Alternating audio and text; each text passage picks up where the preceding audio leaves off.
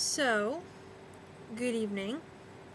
I guess it's still the Litha holiday. I guess some of you are probably still celebrating Litha. We're actually celebrating our Litha tonight. So, I have a pretty interesting topic prepared for tonight. I was making videos last night, but I just kept getting interrupted and I gave up after a while. So, have had more time to plan, and I want to discuss tonight through the lens, using the lens of religion and spirituality. I want to talk about gender roles in religion and society and all that. Two reasons why I wanted to discuss this. The first being I was watching a video yesterday on YouTube. It was a broadcast by some preacher, and I listened to him for an hour and a half. Yes, I did last that long. I'm impressed myself. I listened to him for an hour and a half talking about witchcraft, and of course we all know it's the same song and dance we've heard as long as we've been pagan. Witchcraft is evil, witchcraft is the devil, da da da da. He actually brought up some points that I haven't really heard before, and here's what they are. Women, he pretty much was specifically talking about attached women, women who are married or engaged or who have men. He didn't really mention single girls. I have my ideas why. So he was basically talking to the married women. I happen to be a married woman. He was saying, he wasn't talking to witches, he wasn't talking to pagan women, he was talking to essentially Christian women who might be listening. I can play pretend. So I say, okay, what do you have to say, Mr. Preacher Man, about married women? I will listen. And of course, the theme of his hour and a half long spiel was about witchcraft and how bad it is, and how people get involved, and why people get involved, and why they're dumb about it. So, apparently, according to this preacher, women, of course, are supposed to be obedient to their husbands. It says it in the Bible. Sure, I'll buy that, whatever. It says it in the Bible that women are supposed to be obedient to their husbands. Wives, submit unto your husbands. There's a sign down the street. A family down the street had that sign, and I saw it every day, and I got it beaten into my head. Wives, submit unto your husbands. Okay. In what context, pray tell? Apparently it means in every context. I was reading a blog a couple of years ago. Not a blog. It was like a Jesus Bible thumping website, and I was reading it for shits and giggles because I like to read about things like that just to understand people. Apparently, I think it was a man who wrote the article, of course. And he was saying how women need to be 100% submissive to their husbands. Men are the bosses, they run the house, they're the head of the household. And of course, women cannot be preachers, they cannot preach God's word. It's all about the men. Men run everything. I have the dick, I make the rules. I guess they take that shit pretty seriously in Christianity, which is fine if it works for you. But this guy was essentially saying, well, back to the blog. So the blog was saying that women, every little thing your husband wants you to do, you must submit to. He is your master. You must submit to him. The littlest things, too. If he wants the shoes organized a certain way, if he wants you to do his laundry a certain way, if he wants you to make dinner a certain way, you must do it. I'll tell you what, if I was married to this guy, I wouldn't be married to this guy because I would have killed him and buried him in the backyard, and I would never even talk to this person. Make my dinner again, you burnt the roast. Well, screw you, dude, I'm gonna be a vegetarian, you cook your own damn roast. That's how that dinner would have gone. I digress because this is just so much fun. So that's what the blog said. Every little thing that man wants woman to do, woman must do. He doesn't want you to buy that brand of toothpaste. You damn well better not buy that brand of toothpaste. I wonder what he would say about condoms. Anyway, so the preacher guy, I remembered that, and then this preacher guy I was listening to yesterday was saying that, of course, one must be obedient. However, remember how I said the video was about witchcraft, and here's where it gets really, really weird. He was saying that any woman, because Wicca, somehow it was exclusively Wicca, even though he meant paganism. Apparently those two terms are interchangeable. They are not. So paganism is matriarchal, and women have all the power, and women are drawn to paganism because they get the power to be in charge. They don't have to listen to men. Women, listen up. The Bible says you must be obedient to your husband. We all know this, it's the Bible, we're Christians.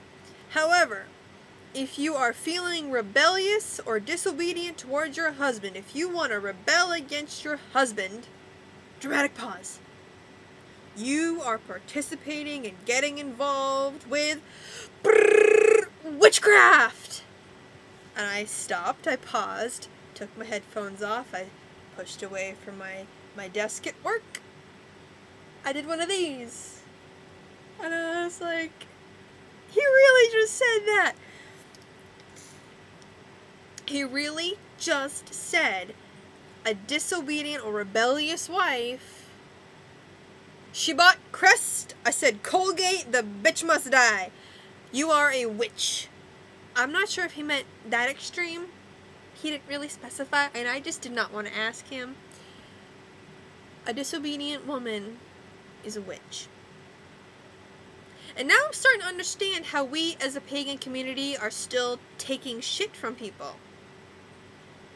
Apparently, I'm a witch. Forget about spirituality and magic and this thing here. Forget about all that. I'm a witch just if I tell my husband no. I tell the son of a bitch no all the time. He tells me no all the time. That's what a marriage is. Marriages are full of no honey and fuck you dear, I'm not doing that tonight and that stuff. Boyfriends and girlfriends too. Sisters and brothers too. That's how it works. People are supposed to disagree. Apparently being disobedient to my husband makes me a witch. Or, I already am a witch, but whatever.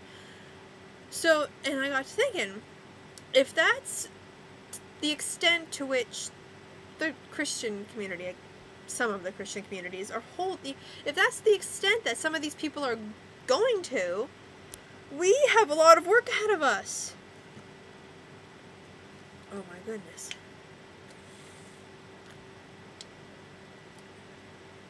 So, no wonder, the big thing is no wonder people like this preacher and many, many other fundamentalist, Baptist, Protestants, whatever, Christians, no wonder they have such skewered views about this. The littlest thing that goes against what they want is automatically the biggest thing that they hate. Witches. You know what I mean? So, that's disappointing. I wanted to share that. And like I said, this is the whole thing is about gender roles. And I thought that was that was important to me. That in Christianity and maybe some parts of Islam, I'm not as familiar with Islam. I do have some Muslim friends, but I don't know how that works. I'm not gonna pretend to know. I know paganism and I know some Christianity. And I know Christianity because I do have some Christian friends still. Yes, I do have some Christian friends. I'm surprised that they still hang around me. I really am. And I do have Christian relatives. And I did go to church. So I do have some clue as to what I'm talking about. So, and of course I knew paganism. Yeah. So, I'm just going to stick with those two. I'm not going to even touch Islam or Judaism or Buddhism or anything like that. So, gender roles. Of course, we've established that women who tell their husbands no are witches or dabbling in witchcraft. And like I mentioned, this guy also said that women are drawn to paganism because it is matriarchal and because the woman is in charge and it's all about the goddess, and it's all about sex and pleasure and all those bad things and vaginas. We'll get to that part later. So, paganism must be a very, very threatening animal. A very, very threatening animal. A rabid man-bear pig, if you will. Very, very bad. But I have to correct this guy. Because even though he is somewhat correct that many women are drawn to paganism because it is matriarchal, it's only half correct. Paganism is not one thing. Paganism is not just Wicca. Wicca is not the only form of witchcraft. And that's one thing that I really do want to stress. If you're a Christian watching this, or if you plan on posting some negative stuff towards me or my viewers, or if you're like those other people who post biblical quotes, or in terrible English tell us we're going to hell, this part's for you. I don't care what you believe, I really don't. If you want to think I'm going to hell, that's fine. But if you're going to preach this stuff, if you're going to preach or talk about what this preacher was talking about, here's what you have to understand. If you want to speak against paganism, you have to know what you're talking about. Otherwise, you are teaching your people the wrong thing. Here's where this guy went wrong. Paganism, like I said, it's not just Wicca. Wicca is not the only witchcraft. Paganism is a huge umbrella term, just like monotheist is a huge umbrella term. Wicca has many denominations: Gardnerian, Alexandrian, British traditional, Dianic. Remember Dianic. And you've got traditional witchcraft, which is not Wicca. Wicca and witchcraft are different too. You have to understand this if you want to pretend you know anything about paganism. Alright? Here's another way this guy went wrong, like I mentioned the matriarchy thing. Dianic Wicca is matriarchal, yes. If you are speaking strictly about Dianic Wicca and saying that paganism is matriarchal, that Dianic Wicca is matriarchal, you would be right there. However, I have never met a Dianic Wiccan in my life. I've heard of them through other pagans. So I can't speak for them, I'm just saying. The point is, they're a small demographic, within a small demographic, within a small demographic. You're not talking about a lot of people. And even if you were, what do you care? Okay? There's nothing wrong with matriarchy. Sorry, honey. I'm busy.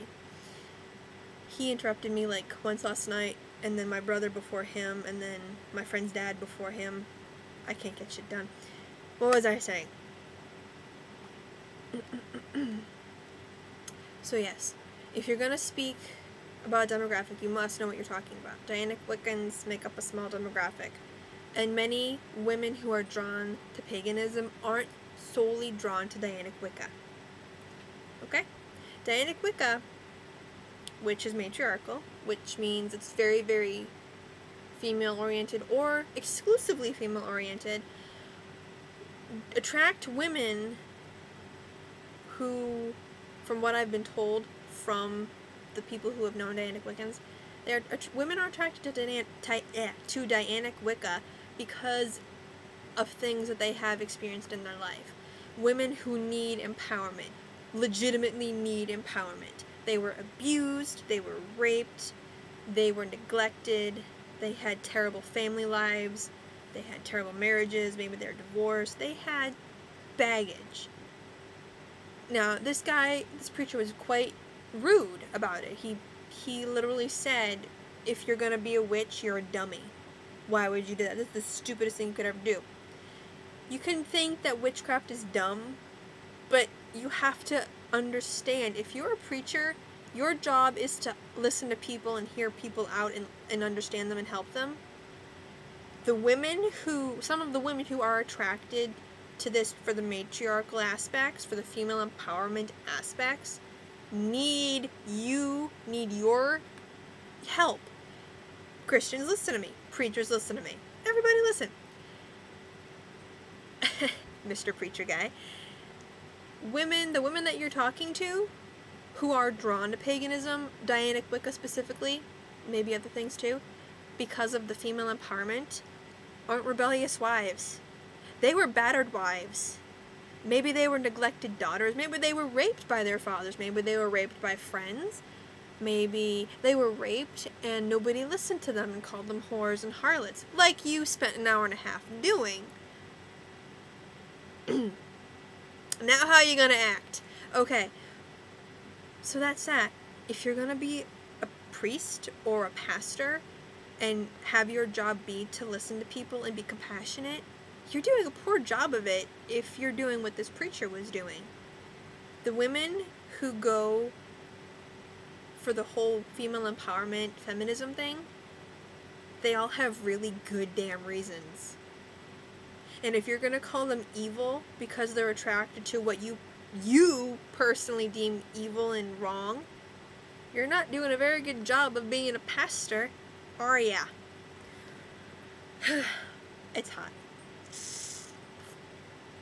So, female empowerment is a very positive thing for women. Women aren't just being rebellious for the fuck of being rebellious.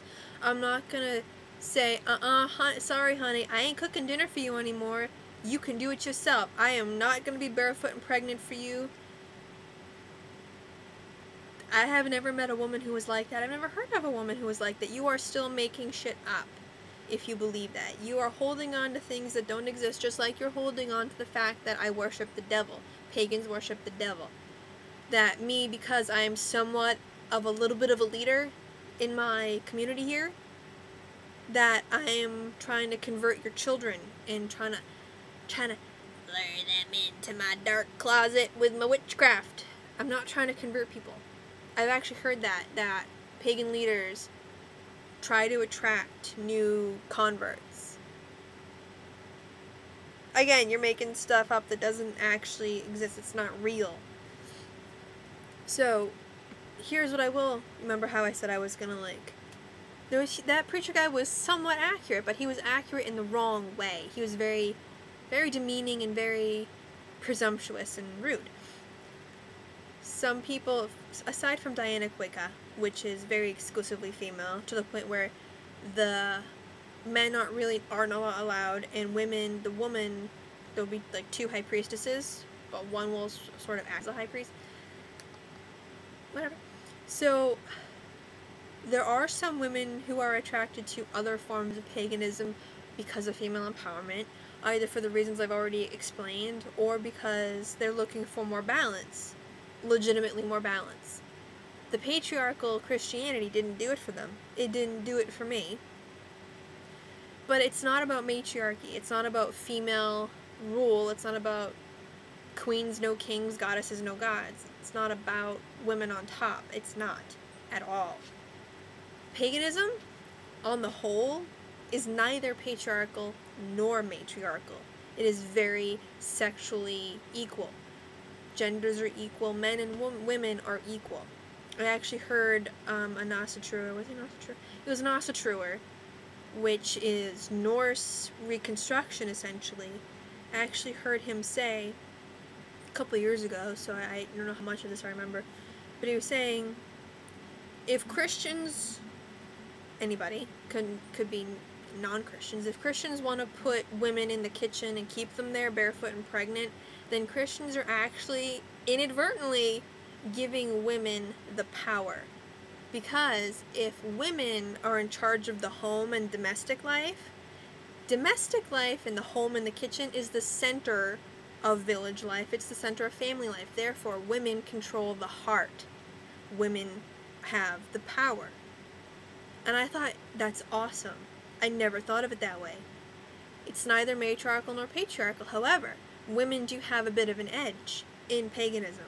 Doesn't mean they're all in charge, because like he said, he didn't say women ruled everything. Women aren't head of the household, but if you're gonna put woman in, if woman's assigned role, her role as a female and wife and mother is centered in the kitchen and the home, you are in fact giving her power.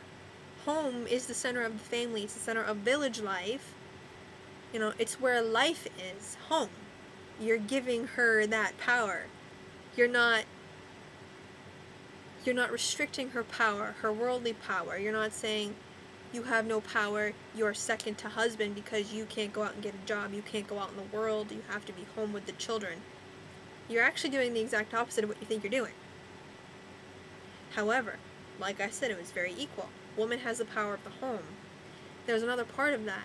Men have the power. This is just symbolically speaking. I'm not being literal, mostly. Women have the power in the home. However, what's the other part of that? Remember, it's like dualistic. Men have the power outside the home. When men, traditionally the hunters and gatherers, they brought everything home to the women. Center family life. Very, very equal, very, very balanced. And of course there's exceptions. Of course there's exceptions. Women kick ass outside the home all the time. So, to wrap this up, because I've been going on for 20 minutes, holy crap, I can talk. Paganism is neither matriarchal nor patriarchal. It's very, very equal. Both sexually, in that pagans revere sex as natural, it's very sacred, and because it's sacred, it's natural, because it's natural, it's sacred.